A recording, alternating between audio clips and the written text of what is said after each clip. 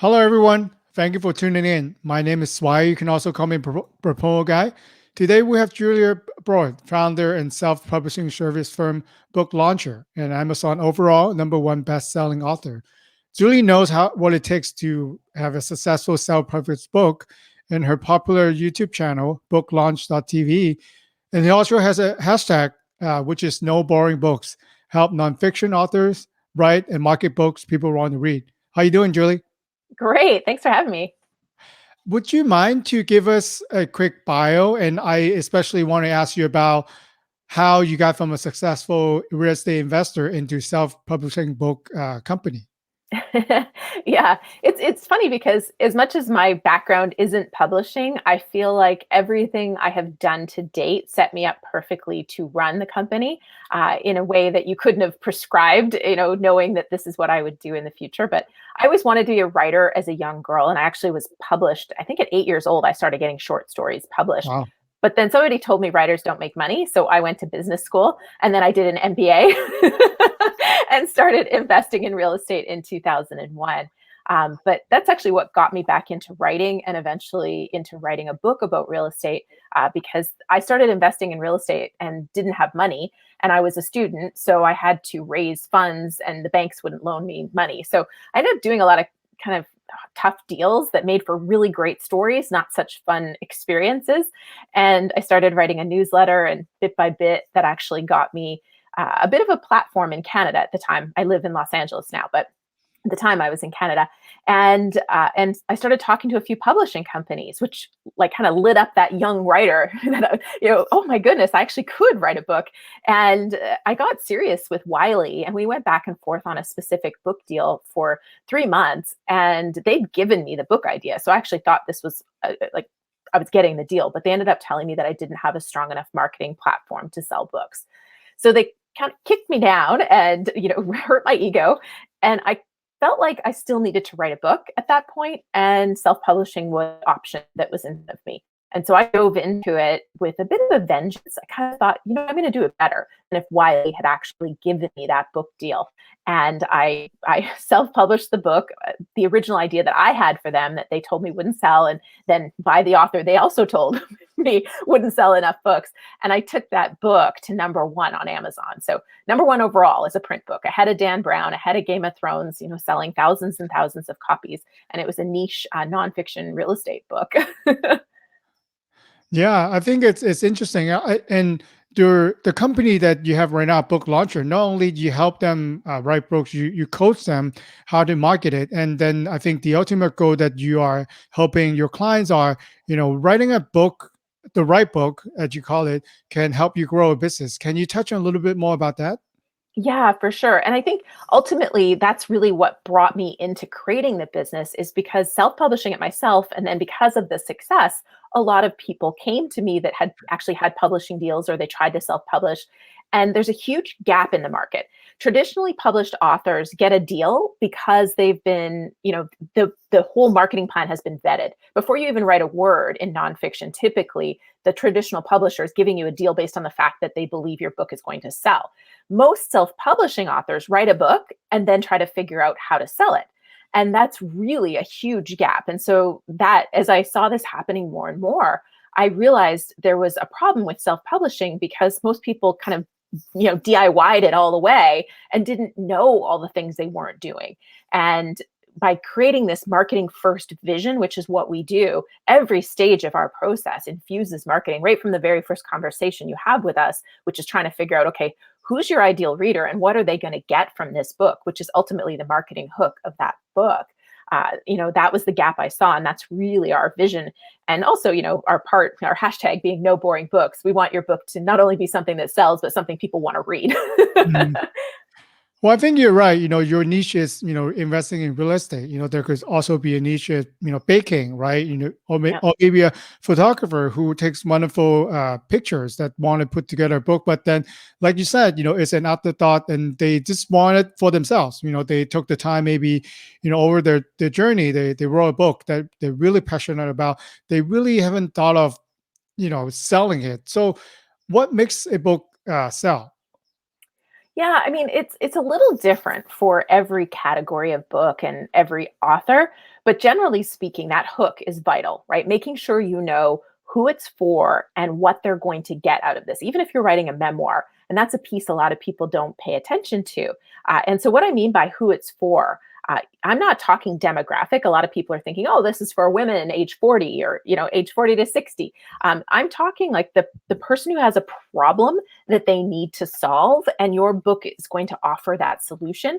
And that's really that piece, and that's what's going to make it sell, with the added thing of what are you going to do that's a little different, like what's your angle on it that's just that little bit different, because there's probably already a book or 100 out in that category. So how are you going to kind of bring a bit of a flair to it? And with my real estate book, at the time, because my book came out in 2013, my spin, if you want to call it that, was me basically telling people you might not actually want to be a real estate investor, because Mm. here's all the things that can go wrong. And you really have to choose the problems you're going to have, because I guarantee you're going to have problems. And that was kind of the spin on it, versus every other book on the space was like, here's how to get rich in real estate. And Right. I was taking a totally different angle, which made it really appealing for realtors and mortgage brokers and a lot of real estate associations to promote, because it was like down to earth and real, and gave people the kind of advice they wanted their clients to get. Okay. So it's kind of like reading a blog, but obviously this is a more level. I do remember when we first had our initial phone call, you mentioned that also having a book under your belt is a true plus than you're comparing to having a professional degree. Can you can you recite that example, please? Yeah, I mean, that's essentially it. So, in most industries, you look around and everybody has the same credentials as you. You all have the same degree, postgraduate degree, whatever it is, same kind of training. So, a book, in my mind, is better than a degree, because it's the one thing that a lot of your colleagues don't have. And if you're in a circle where everybody has a book, then you absolutely need one, right? So it's kind of, it sets you apart. It's better than a degree in many respects in that way, because you've written the book on the subject. It also really forces you to think, do some really good thinking, and to figure out how to explain the stuff that you know in a way that will really entertain, hopefully, and educate people and be memorable. And you don't do that in a day-to-day basis. Like creating a book forces you to think about things in the perspective of the person that you most want to impact with it. Yeah, for me, writing blogs is difficult enough. I can't even imagine writing a book. But giving your example, if you don't know two people, two professionals, and if I tell you that one of them has written a book, then right away you think that the person who has a book, who took the time and do all the research, is better, right? In terms of status than the other. So I think especially if you are in a competitive industry, knowing and have the authority in that industry will probably elevate your level to be where you want to be. Yeah, I mean, I kind of look at it as there's a lot of, I use the Marie Kondo example, from recent days. You can hire a home organizer, right? Pay them $40, they'll come in, they'll organize your house, $40 per hour.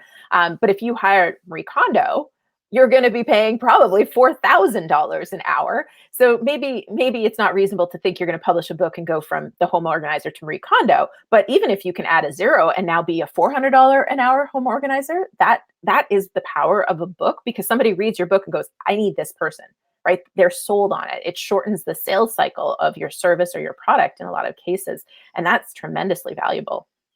Yeah, not only that, you could probably get book more speaking engagement. You could go on, shows, and just because you have a book, you could, I have a contact. She wrote a book in customer service, and then she's in the hospitality industry. And actually, with her book, she is able to book more appointment with hotel chains because she had written a book about customer service, and now she's the expert. Yeah, it's funny, because a lot of speaking events, they don't say, "Have you written a book?" They say, "What books have you written on the subject you're going to talk about?" So yeah, it's kind of a necessity for some. And one of my colleagues from the real estate days, he branched out and started doing these big HR conferences. And he said the first requirement they have before he's allowed to pay a speaker is they've written a book. Now Mhm. that was HR specifically. He said they had to have a book on the subject before he could even consider them to go on the stage. Okay. Let's say we are now considering it. So can you tell us a little bit more about the self-publishing methods? Like how much is it capital intensive to do, or how much marketing knowledge do I have to do to know in order to self-publish a book? Yeah, it depends on how you're going to do it, which is part of why I started book launchers, because we're going to do we're going to project manage the whole process for you. And really, you show up with your expertise, and you can either work with one of our writing coaches to get coached through writing it, or you can work with one of our writers to get assisted through writing it. And so you're not expected, in many ways, we're doing it like a traditional publisher would. So we've got all the editors, the designers, the researchers, the copywriters, all those pieces, except for the big thing. A lot of people think if they get a traditional deal, that they think the traditional publishers actually market your book. But again, remember why I got turned down from Wiley is they didn't think I was going to sell enough books, right? It wasn't like, oh, we don't think we're going to sell enough of your books. So you do have to have marketing expertise or be ready to hire it out. And every piece of the process is going to require you to hire somebody. Some pieces you might be able to do, but I haven't met a human yet who has the mind and the capability to do everything, because it's editing, it's graphics design, like there's so many different pieces that are required to go into a book. You're not going to be able to do them all exceptionally well. It's just not the way our brains are made. So you're going to be hiring certain pieces. So there's going to be an investment, but how you do that investment and where you put your investment is a choice you make depending on your goals. Okay. So what type of people and professional would you recommend to should consider selling a book? Like you said, it's not for everyone, but obviously there's a clear advantage with that. So how would you advise and, talk to client when they have the idea of maybe I should write a book about that? Yeah, so I mean, first of all, I dive into who's your audience and what's your overall goal with your book. So those two pieces are really important, because if they don't match up, so if your goal is, for example, to be a big paid, like a highly paid keynote speaker, but your subject is on child and parent estrangement, you're going to have a really big gap in there. Like there's not a lot of who's paying for these talks. It's primarily corporations. So why would a corporation bring you in to talk about parent-child estrangement? Right? Versus if you have this really cool, innovative way to build teams so that a company is more profitable and more successful with fewer people, well, now you have a benefit to those the corporate paying clients who might want you to come in and do these talks and do workshops. So you have to make sure that your audience is a match for your goal. So that's the first thing, because you may have a great book, but it might not be the book to achieve the goal that you want. And so that's the first piece that I dive into, because I want to make sure that the goal that you think you've got is achievable with the audience that you're targeting. So that's the first place. Okay. Yeah, that's good to know. It's just like anything in marketing, you got to know who you're writing it for. Do they really want to read the material? And then again, you have to ask yourself, is this something that I wanted to spend time, commitment and some money into it? So I think it's just another business decision. I like to think of it. Yeah, and I mean, it also depends on your business. So, like some people might not sell thousands of books, but if you generate each book, maybe you sell 100 books and it generates two $20,000 consulting fees. I mean, you've more than made up your book. And so the cool thing about books that a lot of people don't think about is it's monetized marketing. And I'm not telling you to write a fluffy book that is, not valuable. I want you to pour your heart and your expertise into this book so people who read it go, you have to read this, right? I want you to create value and deliver value in your book, which I actually think leads to this even better. But it's monetized marketing because it's going to live in the world and people will buy it and pay, and they'll have a commitment to reading it. When they read it, they now have gotten to know you in a really deep, well-known way if you've done the book well. And it also is something that lives really long. Like very rarely will people throw a book out. They'll give it to somebody they think can read it, that it'll sit on their shelf displayed for a while. And, when it's done, they might donate it somewhere else. So somebody else might pick it up that read it. So, tell me a brochure that does that. Yeah, I actually want to give an example. You can use a book as a promotional product. Even I know a company, they sell expensive machines, but then the owner, who was the creator of the machine, wrote a book, basically a memoir. But how he put all his efforts of developing the technology, how they grown and expand and then improve the technology. So it all condensed in a book. So before people buy that expensive machine, they send them a book as a good gesture, a promotional product, right? So Hmm. people read the book and they really, like, and obviously they learn more about the features and function about the machine. So that's actually a perfect promotional product for that company just by having the owner written that book.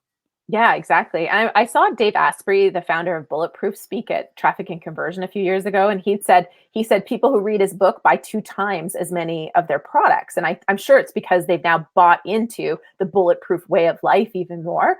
So, and that's a lower, a lower price product than that. So, there's lots of value in your in a book being out there in the world if it's done well.